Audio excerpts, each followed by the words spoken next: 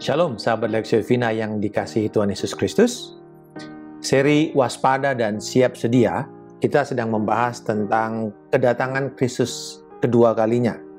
Berdasarkan perumpamaan dari Matius pasal yang ke-25, kita akan membahas episode yang kedua ini berjudul Dari Kewaspadaan kepada Ketekunan.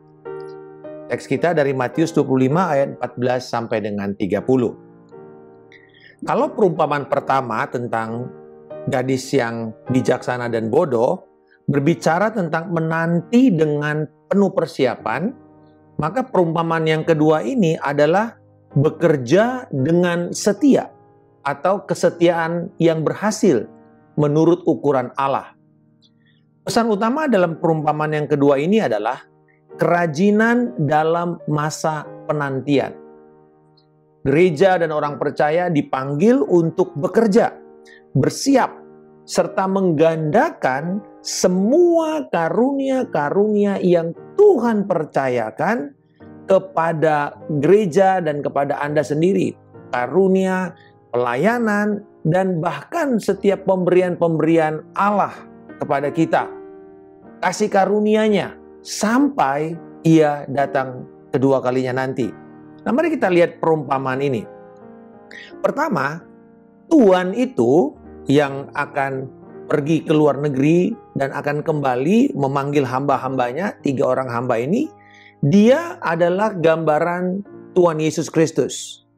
Nah, dipakai kata kurios, betul itu adalah majikan, tapi juga sebagai kata Tuhan.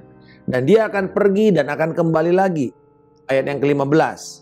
Dan Tuhan ini memberikan kepada hamba-hambanya itu talenta yang dikatakan sesuai dengan kesanggupannya atau dunamos, sesuai dengan kekuatan, kemampuannya. Nah, yang dipercayakan oleh tuannya ini di dalam konteks ini betul-betul adalah uang. Jadi kita harus pertama tafsirkan ini sebagai uang, harta milik daripada si tuan itu sendiri.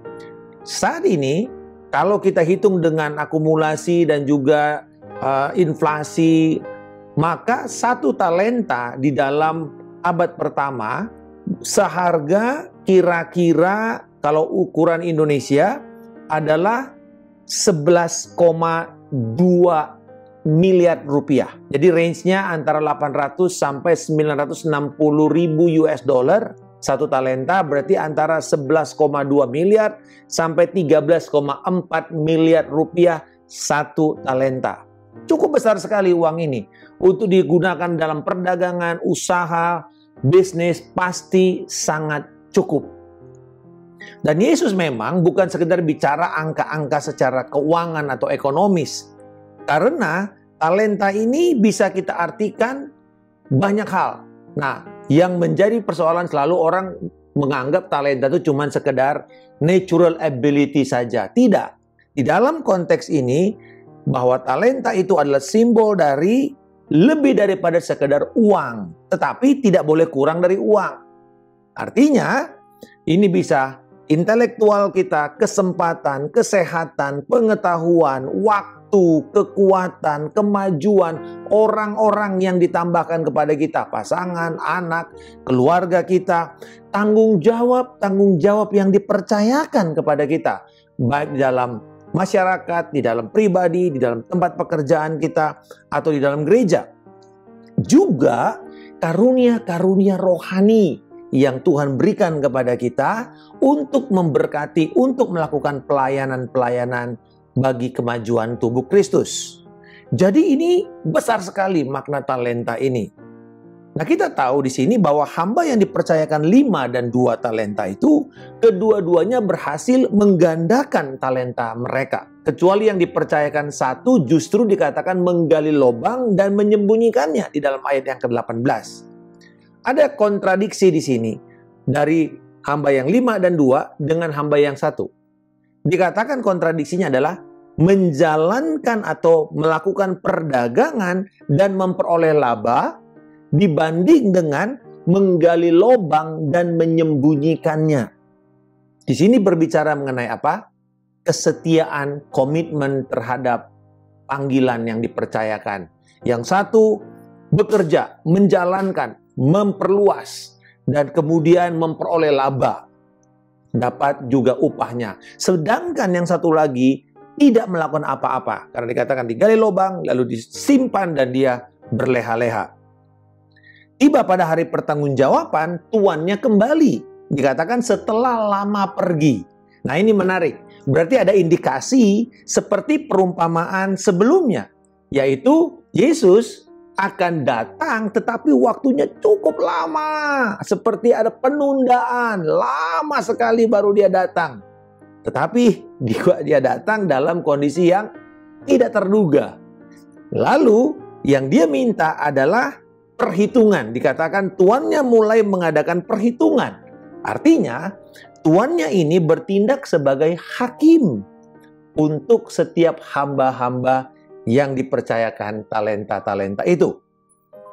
Dan ini sama, Yesus Kristus datang untuk kedua kalinya nanti, dia juga sebagai hakim kepada kita, yang akan mengupahi kita dengan mahkota yang memang kita peroleh sewaktu kita bekerja di dunia ini dan juga melakukan kehendak Allah.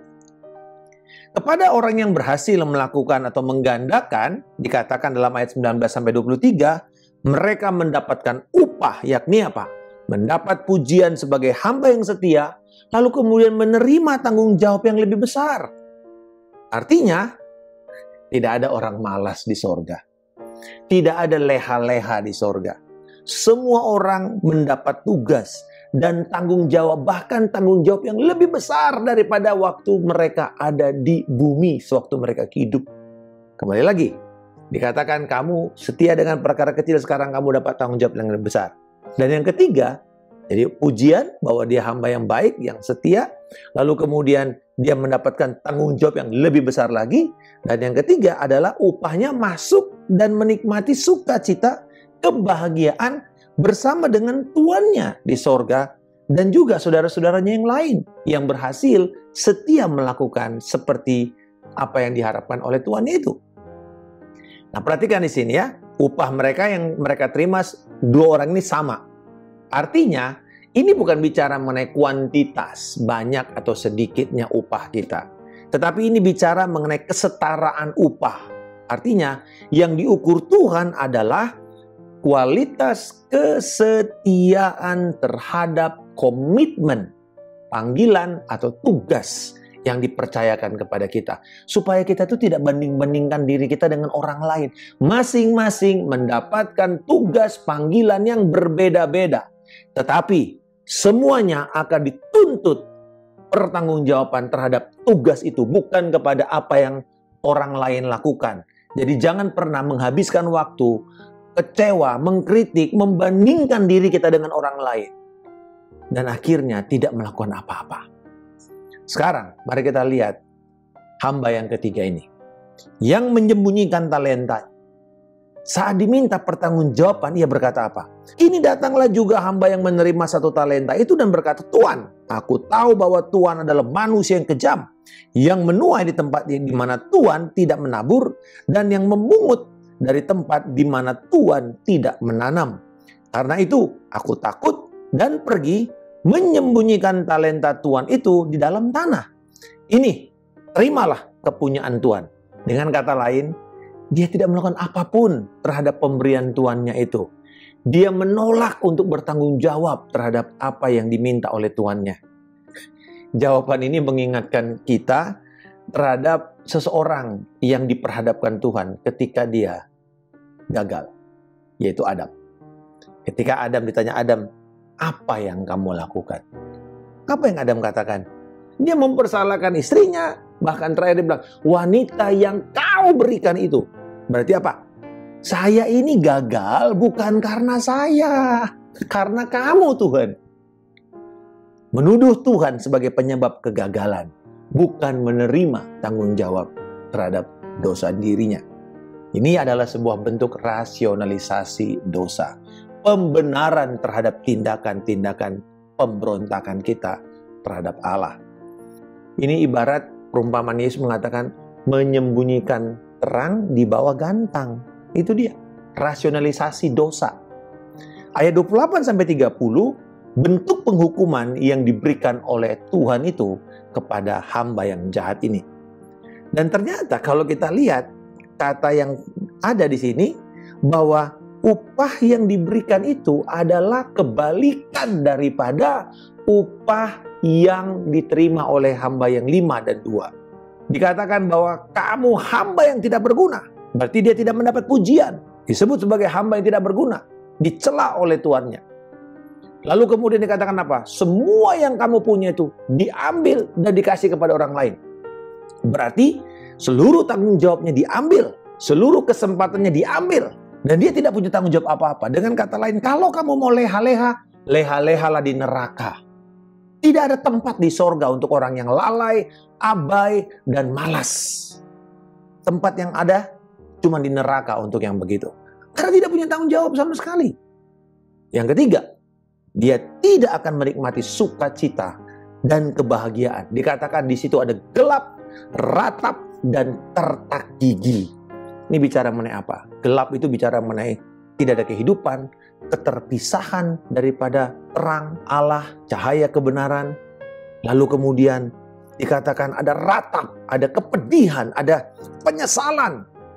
Penyesalan terhadap semua yang dia kerjakan.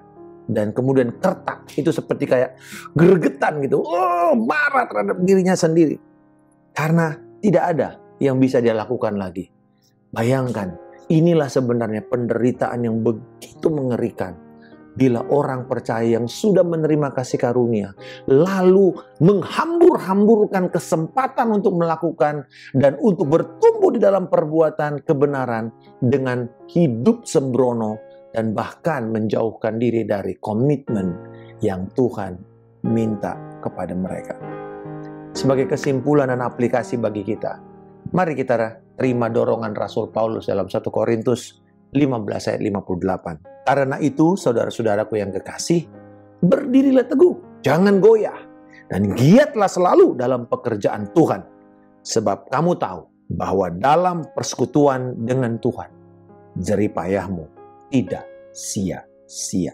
Apakah Anda sahabat sekalian sadar dan tahu pemberian apa yang Allah percayakan kepada Anda saat ini? Yang harus kita gandakan, yang harus membawa manfaat kepada orang dan untuk kemuliaan pekerjaan Tuhan? Seberapa kuatkah keinginan Anda untuk menerima pujian langsung dari Raja kita atas semua tanggung jawab yang kita kerjakan sebagai hamba yang baik dan hamba yang setia? Bapa di sorga, aku bersyukur atas semua talenta yang Engkau percayakan kepadaku. Tolonglah aku untuk terus bekerja dengan rajin dan tekun menggandakannya untuk kemuliaan Tuhan. Sehingga tidak ada yang sia-sia. Dalam nama Tuhan Yesus Kristus, aku telah berdoa dan mengucap syukur. Haleluya. Amin. Salam kemenangan. Saya Pendeta Markus Simanjuntak.